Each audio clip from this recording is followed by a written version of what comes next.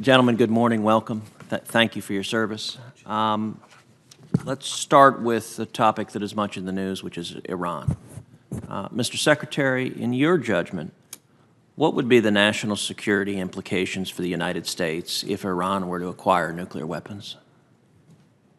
I think the implications for the United States and for every nation in the region, it would be an increased level of danger at a level we have never experienced from this regime. General Dunford, anything to add on that same question?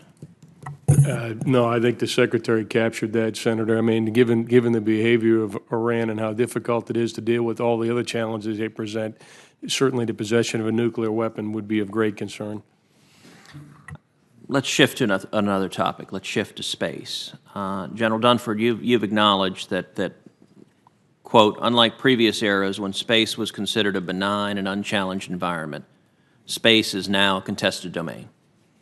And based on that shared assessment, I introduced language in last year's NDAA, which my colleagues on this committee supported, that officially labeled space as a combat domain and called for a policy to develop and field an integrated system of assets to protect our space-based capabilities, to deter or deny attacks in space, and to defend the U.S. homeland, our allies, and deployed forces. In your judgment, what is the United States' greatest military comparative advantage in space relative to Russia and China? Senator, I think there's really a few, if you don't mind me listening. I mean, sure. One is obviously we leverage space for our command and control systems.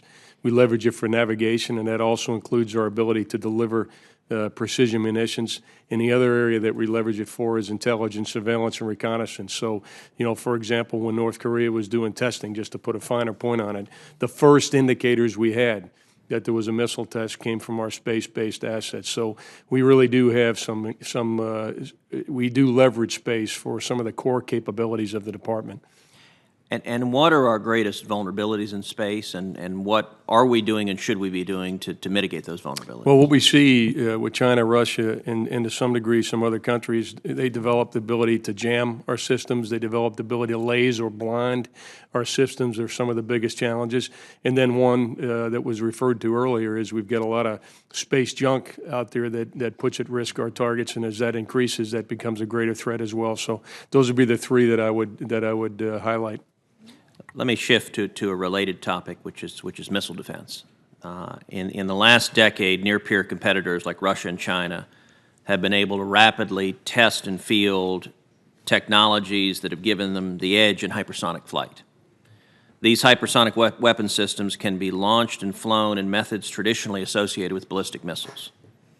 The combination of speed, trajectory, and maneuverability make these systems increasingly challenging for our missile defense systems to defend against them and ultimately defeat them. How do you view the dual necessity of, number one, developing new missile defense capabilities to intercept hypersonics earlier in flight, and number two, furthering the development of our own hypersonics?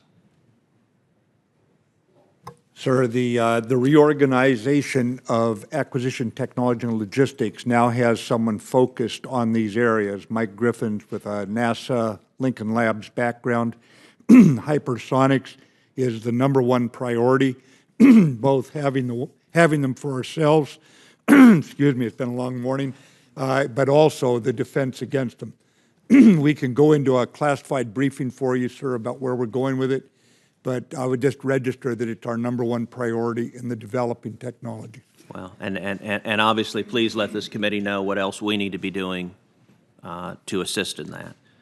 Let me finally focus on the administration has taken very positive steps to strengthen missile defense in the Korean Peninsula, particularly with the deployment of THAAD batteries.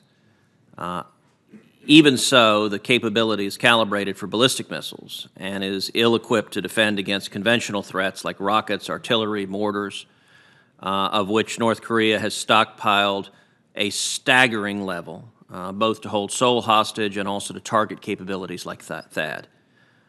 In your judgment, what steps should we take to further protect South Korea against North Korean rockets, artillery, or mortars? Senator, I'll start with that. Only so much can be done with defensive capabilities, and a key element of dealing with the challenges presented by North Korea is our offensive strike capability as well. And one of the things that we really have started to work on over the last 15 months, to truth be told, we diverted a lot of our intelligence, surveillance, reconnaissance assets away from the peninsula for a long period of time. And so if you ask me right now what's the best way to get after that problem is increase our intelligence, surveillance, reconnaissance. We call that find the threat, and then be in a position to conduct strikes against the threat. And our plans, without speaking with specificity today, are very much focused on more concerted strikes against that artillery rockets and denying them that capability. So it's really a combination, in my view, of there is a baseline of defensive capabilities that we need to have in the Greater Seoul area in particular, but also enhancing better the ability to conduct offensive strikes against those systems. Terrific. Thank you, gentlemen.